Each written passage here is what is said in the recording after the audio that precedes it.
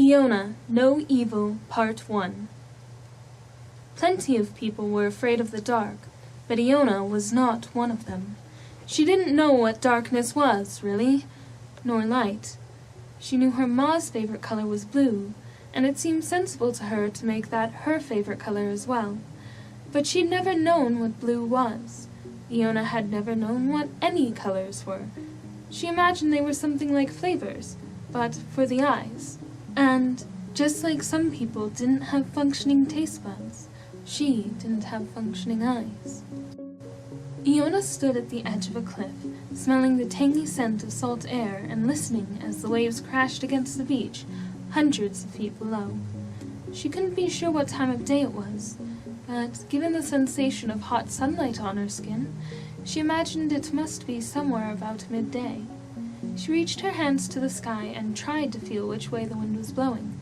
It wasn't that she needed to sail anywhere or do anything before the light died. It was merely that she loved the feeling of the world. If she couldn't see it, she could at the very least experience as much of it as possible.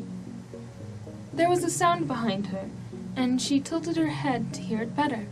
One perk of not being able to see is the lack of the urge to whip around and stare at something when you might need to not be moving at the time. One downside is she'd never be able to look at whatever it was and assess the situation. Her ears alone had to carry that burden. The sound rose again, and she realized it was voices. Not just any, either. Her ma and pa were inside, speaking in hushed whispers. She turned and walked to the left of the house. She'd never gotten caught eavesdropping on that side, and listened in closer. Be fine.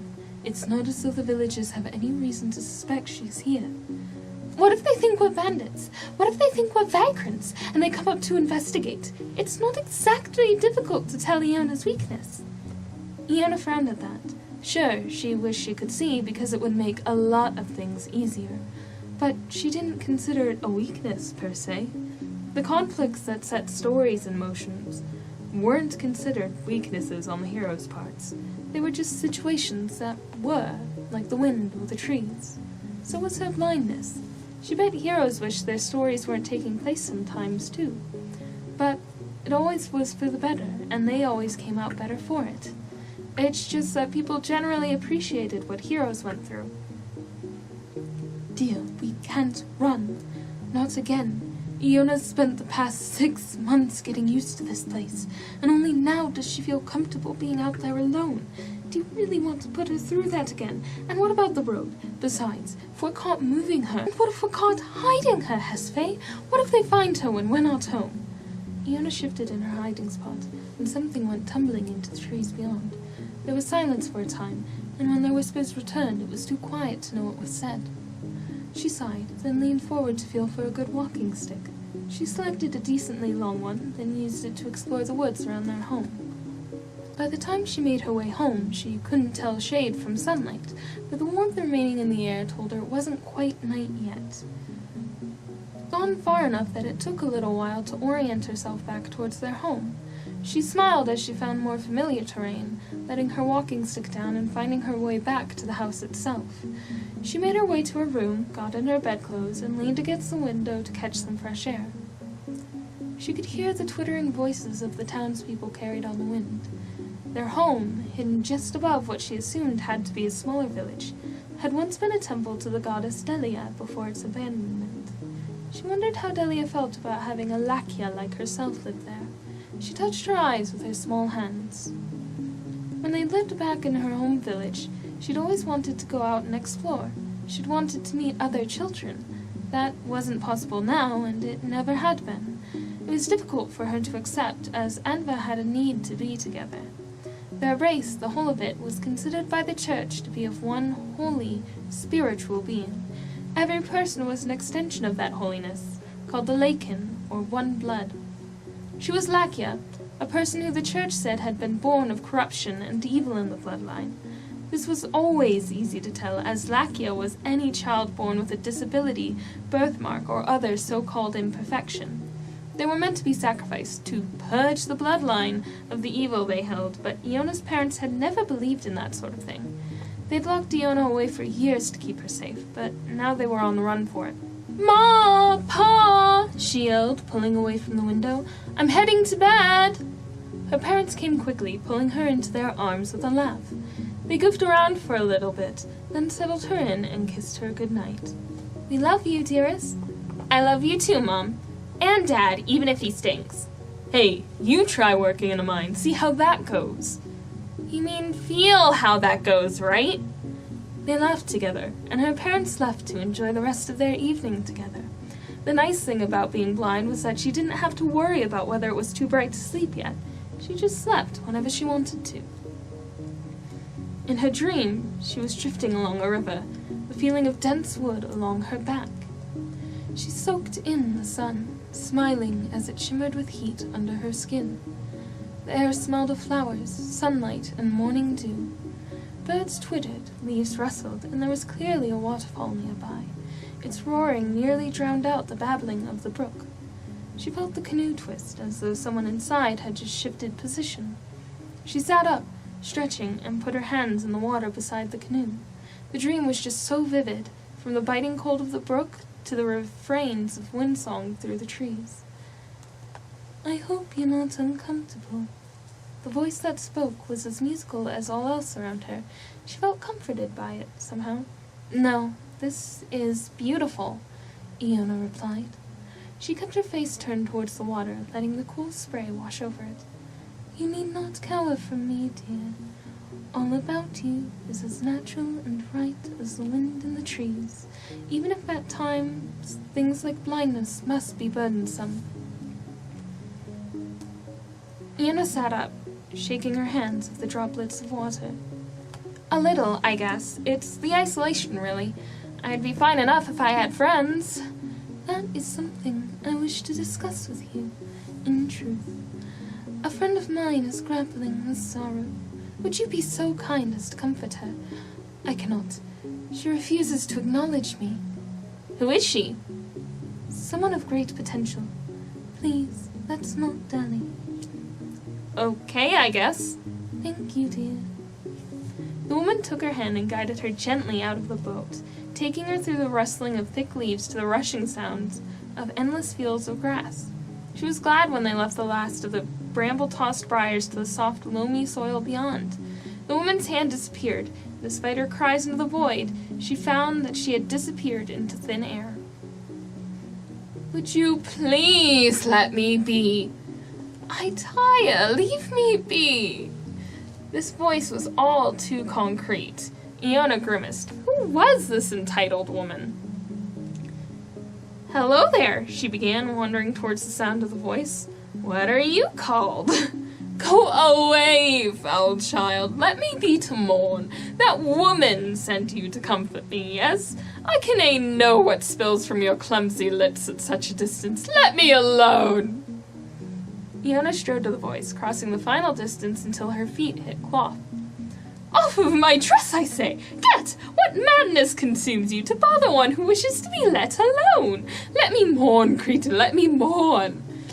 "What do you mourn?" Iona asked, sitting beside her. "And I apologize for my misstep.